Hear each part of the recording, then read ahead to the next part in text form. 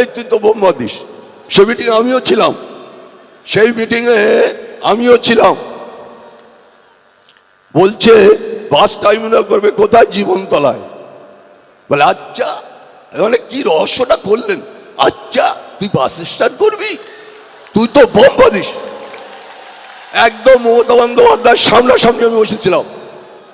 এমন নাটক করে বলছে মুখ্যমন্ত্রী, বলে আচ্ছা তুই তো বোম দিস, এরকম করে বলছে।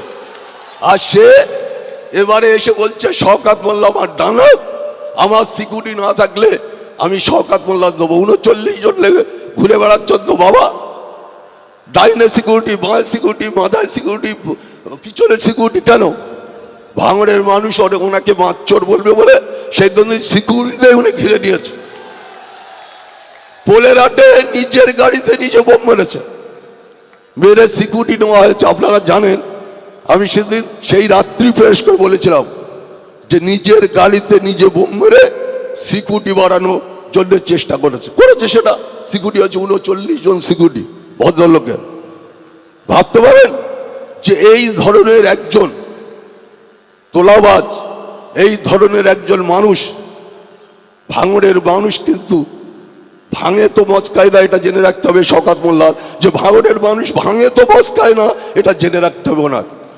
তাই আমি বলবো যে মঞ্চে অত্যন্ত দায়িত্বপূর্ণ নেতৃত্বরা রয়েছে। তুষারদার মতন লোক অত্যন্ত সিনিয়র বাম নেতা। একটা সময় উনি ভাঙড়টা টোটাল চালিয়েছে। আজকে আমরা আইএসএফ সিপিএম আমরা যৌথভাবে সারা রাজ্যে আমরা লড়াই করছি। ক্যানিংয়ের একটা কথা আপনাদের বলি, যে ক্যানিংও যেভাবে আমি যেখানে যেখানে যাচ্ছি সেখানে লকডাউন করে দিচ্ছে। যেখানে প্রচার, গুরুত্বপূর্ণ দিনে একটা প্রচার করব, সেখানে থানা থেকে লকডাউন করে দেওয়া হচ্ছে। থানা অফিসাররা তারা পর্যন্ত দাবিদারি করছে শওকত মোল্লার কথায়। আপনাদের মনে রাখতে হবে, লকডাউন ফাউন করে কিছু লাভ নেই। ক্যানিংও আরাবুল ইসলাম জিতবে, এটা এদের আইএসএফদের জেনে রাখা, এই তৃণমূলদের জেনে রাখা উচিত যে ক্যানিংও আরাবুল ইসলাম জিতবে। যাই করুক, লকডাউন করুক, মানুষের উপরে জুলুম চালাক, মানুষকে বাড়ি থেকে বেরোতে দেওয়া হয় না, মানুষের উপরে অত্যাচার। ইতিমধ্যে 2খানা বাড়ি জ্বালিয়ে দেওয়া হয়েছে। আজকে পুকুরে মানে ছোট ছোট ভেড়ি দখল হচ্ছে, যে কেন আরাবুলের সাথে মিটিং করছো তুই? এই ধরনের চক্রান্ত চলছে। ভাঙড়ে সেটা হবে না। ভাঙড়ে বুথে বুথে ওরা সব বুথে এজেন্টও দিতে পারবে না, এটা মাথায় রাখতে হবে। গলার অবস্থা ভালো থাকলে, অভিষেক ব্যানার্জি কাল তো আমাদের বিরুদ্ধে অনেক কিছু বলেছে, আমার বিরুদ্ধে বলার একটা ইচ্ছা ছিল, সেটা আমি বলতে পারবো না। কেন? আমারও ক্যানিংয়ে আমি একেবারে সকাল থেকে প্রতিটা জায়গায়, আমি এখানে আমাদের ফেরদৌস শামীম আছে, আমার অত্যন্ত প্রিয়, আমাদের চলে গেলেন হাইকোর্টের আইনজীবী হিসাবে, হাইকোর্ট সুপ্রিম কোর্টে অত্যন্ত প্রিয় লড়ুকো, যিনি হাইকোর্টের মতন জায়গায় দাঁড়িয়ে জজ সাহেবের সামনে তিনি জজ সাহেবকে দাঁড়িয়ে রাখতে পারেন, এমন একজন বিকাশ রঞ্জন ভট্টাচার্য। উনিও যাদবপুরের ক্যান্ডিডেট। তাই আপনাদের মনে করতে হবে, এখানে আমাদের তুষারবাবু আছে, তুষার দা আমার অত্যন্ত প্রিয়। আমি যখন তৃণমূলে 2008 সালে জিতি, তখনও আমার সাথে সম্পর্ক ছিল, টানা সম্পর্ক ছিল। এখানে ভাঙড় বিধানসভা, ভাঙড় 148 বিধানসভার আইএসএফের কর্মী ভাই বন্ধু, আমার মায়েরা বোনেরা, আমি আস্তে আস্তে দেখছিলাম যে গোটা রাস্তা অবরুদ্ধ, গোটা রাস্তা অবরুদ্ধ। কালকে 10 থেকে 15টা বিধানসভার মানুষ এনে কালকে যিনি মোল্লা সাহেব ওখানে মিটিং করেছে। আজকে ভাঙড় 148 বিধানসভার বাইরে কোনো কর্মী এখানে নেই। তাতে প্রমাণ করে যে ভাঙড়ে মায়েরা বোনেরা যারা রাস্তায় নেমে প্রতিবাদ করে, আজকে তার প্রমাণ প্রচুর মায়েরা বোনেরা এসছে, আমার ভাইরা, ছোট ছোট ভাই, আমার বয়স্ক গুরুজন অনেকেই এসছে মঞ্চে উপবিষ্ট। আইএসএফ এর সমস্ত নেতৃত্ব, অঞ্চল সভাপতি থেকে শুরু করে ব্লক নেতৃত্ব, সবাইকে আমার পক্ষ থেকে আন্তরিক শুভেচ্ছা, অভিনন্দন, ভালোবাসা থাকলো। আমি শুধু আপনাদের কাছে বলবো, আমরা দেখেছি গত পঞ্চায়েত নির্বাচনে আইএসএফ এর কয়েকজন মারা গেছে। আমি খুব ব্যথিত। তাদের ফ্যামিলির সাথে আমি কথা বলেছি যে আমার ভুল, আমি তো ওই সময়টায় আমি ছিলাম না। টোটালটা ক্যানিং থেকে বাইরের লোক এসে গুলি করে কয়েকজনকে মেরেছে। আমাদেরও কয়েকজন ছেলে মারা গেছিল সেই সময়, আমি তখন তৃণমূলে থাকি। তাই আমি সেই মায়েদের, বোনেদের, তাদের কাছে গিয়ে আমি ভুল স্বীকার করেছি। যদি আমি ভুল করে থাকি আপনারা আমারে মাফ করে দেবেন। এই নিয়ে অভিষেক বন্দ্যোপাধ্যায় ব্যঙ্গ করেছেন। কি ব্যঙ্গ করেছেন?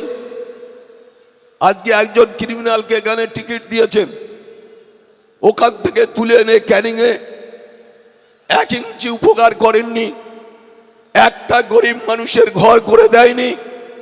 অভিষেক বন্দ্যোপাধ্যায় জেনে রাখা উচিত যে তুমি ক্যানিংয়ে বলো না সেখানে 50,000 ঘর দেবো।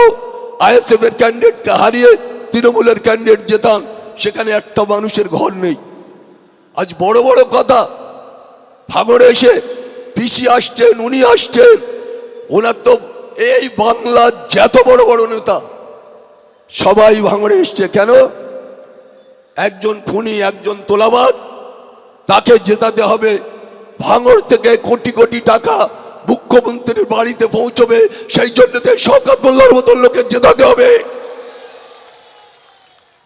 এখান থেকে আমি 6 মাস জেলে ছিলাম।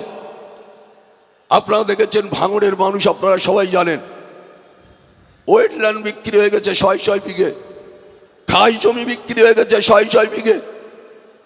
আজকে খালের পাড় পর্যন্ত, নদীর পাড় পর্যন্ত বিক্রি করে দিয়েছে এই শওকত মোল্লা। উনি বলছেন আমি সোনার ভাঙড় গড়ে দেবো। এতদিন কোথায় ছিলে বাবা? তোমার সোনার ক্যানিংটা গড়ে এসে ভাঙড়ের মানুষের কাছে ভোট চাও। নির্লজ্জ অপদার্থ কোথাকার। নির্লজ্জ না হলে সেখানে বলছে আমি সোনার ভাঙড় গড়ে দেবো। তুমি কি ভাঙড়ের মানুষ হাড়ে হাড়ে জানে। তুমি এখানে তোলা তুলতে এসছো, মানুষকে খুন করতে এসছো, মানুষের বাড়ি গিয়ে জুলুম চালাচ্ছ। তোমার আর কি দরকার আছে বাবা? তুমি তো অনেক কিছু করেছো। এখন যেভাবে ভাঙড় না চাই মুখ্যমন্ত্রী আর অভিষেক ব্যানার্জি, তাতে চুরি করতে হলেও করতে হবে, ভূত দখল করতে হলেও করতে হবে। শওকত মোল্লাকে এবারে ভাঙড় থেকে চাই আমরা। তাই কালকে অভিষেক ব্যানার্জি যে কথাগুলো বলেছে, আপনারা আমার ফ্যামিলির লোক হিসাবে আপনাদের কাছে আমি বলবো, ও মনে করেছে যেই কথাটা বললে আরাবুল, আইএসএফরা আরাবুলের সাথে ভালো সম্পর্ক রাখবে না। আরে খুনি তো এখানে ভাঙড়ে, আমি যতদিন রাজনীতিতে ছিলাম তখন ভাঙড়ের মাটিতে খুন হয়নি, কোনো জায়গায় জুলুম হয়নি, অত্যাচার হয়নি। আর এই 2.5 বছরে প্রতিটা অঞ্চলে অঞ্চলে সন্ত্রাস করেছে। আপনারা তো চালতাবেড়ের অনেক মানুষ আছেন। কালকের যে বোমবান্তি গিয়ে কয়েকজন মারা গেছে, সেই ওইদুল কালকে ধরা পড়েছে। আপনারা দেখেছেন তো, তার মার হয়েছে, শুধু পেটা হয়েছে। এত বড় বড় কথা, এই অমুক দেখে নেবো, অমুক রাস্তায় বেরোলে পিটিয়ে দেবো, অমুক জায়গায় কিছু করলে তার ধরে নেবো, এত বাজে মন্তব্য। তাই গ্রামের মানুষ কালকে ওনারা দাওয়াই দিয়েছে, গ্রামের মানুষ। তাই আমি শুধু বলতে চাই আপনাদের কাছে, আমার গলার অবস্থা খারাপ। আমি শুধু একটা কথা বলবো ভাইজানকে নিয়ে। আমি একদিন ক্যানিংয়ে ভাইজানের পেয়েছি, আমি কিন্তু একাই ছুটোছুটি করছি, ভাইজান সারা রাজ্য ছুটে বেড়াচ্ছে। ভাইজান ভাঙড়ে জিতবে, আমি বলছি লক্ষাধিক ভোটে ভাইজান জিতবে, এটা আপনারা জেনে রাখুন। বুথে চেটা ফেলতে পারবে না তৃণমূলের যারা নেতৃত্ব আছে, একটা বুথে চেটা ফেলতে পারবে না। আমি এই সোনপুর বাজারে দাঁড়িয়ে বলছি, যে যিনি বলছেন আমি এখান থেকে জিতবো, তার বৃথা স্বপ্ন দেখে লাভ নেই। এখানে আইএসএফ জিতবে, জিতেছে, জিতবে, লড়াই হবে, বুতে বুতে লড়াই হবে, দাঁড়াবার জায়গা পাবে না।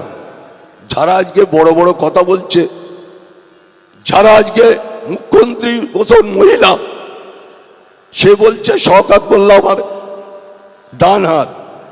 আর তুমি সরকারি মিটিংয়ে কি বললে? এই তুই তো বোম্বা দিস। সে মিটিংয়ে আমিও ছিলাম, সেই মিটিংয়ে আমিও ছিলাম। বলছে বাস টার্মিনাল করবে কোথায়? জীবনতলায়। বলে আচ্ছা, মানে কি রহস্যটা করলেন? আচ্ছা তুই বাস স্ট্যান্ড করবি, তুই তো বোম্বা দিস। একদম মমতা বন্দ্যোপাধ্যায়ের সামনাসামনি আমি বসেছিলাম।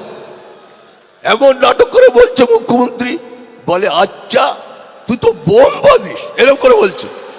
আর সে এবারে এসে বলছে শওকত মোল্লা আমার ডানা, আমার সিকিউরিটি না থাকলে আমি শওকত মোল্লা দেবো। 39 জন লেগে ঘুরে বেড়াচ্ছ তো বাবা, ডাইনে সিকিউরিটি, বাঁয়ে সিকিউরিটি, মাথায় সিকিউরিটি, পিছনে সিকিউরিটি কেন? ভাঙড়ের মানুষ ওনাকে মাচ্চর বলবে বলে সেই জন্য সিকিউরিটি উনি ঘিরে নিয়েছে। পোলের হাটে নিজের গাড়িতে নিজে বোম মেরেছে, মেরে সিকিউরিটি নেওয়া হয়েছে। আপনারা জানেন, আমি সেদিন সেই রাত্রি ফ্রেশ করে বলেছিলাম যে নিজের গাড়িতে নিজে বোম মেরে সিকিউরিটি বাড়ানোর জন্য চেষ্টা করেছে সেটা সিকিউরিটি হচ্ছে 39 জন সিকিউরিটি ভদ্রলোকের। ভাবতে পারেন যে এই ধরনের একজন তোলাবাজ, এই ধরনের একজন মানুষ, ভাঙড়ের মানুষ কিন্তু ভাঙে তো মচকায় না, এটা জেনে রাখতে হবে শওকত মোল্লার, যে ভাঙড়ের মানুষ ভাঙে তো মচকায় না, এটা জেনে রাখতে হবে ওনার। তাই আমি বলবো যে মঞ্চে অত্যন্ত দায়িত্বপূর্ণ নেতৃত্বরা রয়েছে। তুষারদার মতন লোক অত্যন্ত সিনিয়র বাম নেতা, একটা সময় উনি ভাঙড়টা টোটাল চালিয়েছে। আজকে আমরা আইএসএফ সিপিএম আমরা যৌথভাবে সারা রাজ্যে আমরা লড়াই করছি। ক্যানিংয়ের একটা কথা আপনাদের বলি, যে ক্যানিংও যেভাবে আমি যেখানে যেখানে যাচ্ছি সেখানে লকডাউন করে দিচ্ছে। যেখানে প্রচার, গুরুত্বপূর্ণ দিনে একটা প্রচার করব, সেখানে থানা থেকে লকডাউন করে দেওয়া হচ্ছে। থানা অফিসাররা তারা পর্যন্ত দাবিদারি করছে শওকত মোল্লার কথায়।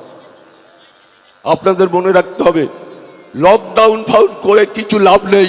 ক্যানিংও আরাবুল ইসলাম জিতবে, এটা এদের আইএসএফদের জেনে রাখা, এই তৃণমূলদের জেনে রাখা উচিত যে ক্যানিংও আরাবুল ইসলাম জিতবে। যাই করুক, লকডাউন করুক, মানুষের উপরে জুলুম চালাক, মানুষকে বাড়ি থেকে বেরোতে দেওয়া হয় না, মানুষের উপরে অত্যাচার। ইতিমধ্যে 2খানা বাড়ি জ্বালিয়ে দেওয়া হয়েছে। আজকে পুকুরে মানে ছোট ছোট ভেড়ি দখল হচ্ছে, যে কেন আরাবুলের সাথে মিটিং করছো তুই? এই ধরনের চক্রান্ত চলছে। ভাঙড়ে সেটা হবে না। ভাঙড়ে বুতে বুতে ওরা সব বুতে এজেন্টও দিতে পারবে না, এটা মাথায় রাখতে হবে। তাই আগামী 29 তারিখ আসতে দিন, সকাল সকাল ভোট দিন, মা বোনেদের বলে দিন খাম চিহ্নে ভোট দিন। খেলা হবে তো? ঠিক আছে, খেলা হবে, আমরা খেলায় তৈরি আছি। আর যিনি খেলবে বলেছেন তিনি কিন্তু মাঠে আসেন না, তিনি বড় বড় কথা বলে। প্রথম শুরু করেছিলেন উনি, এখন আর খেলা হবে কথাটা বলে না। মাননীয় এখন আর খেলা হবে কথাটা বলে না, যেহেতু খেলা হবে কথাটা আমরা বলছি। কেন? আরে ওরা তো জিততে আছে আর আমরা তো জিতিনি, তাহলে আমরা খেলা হবে কথাটা বলবো।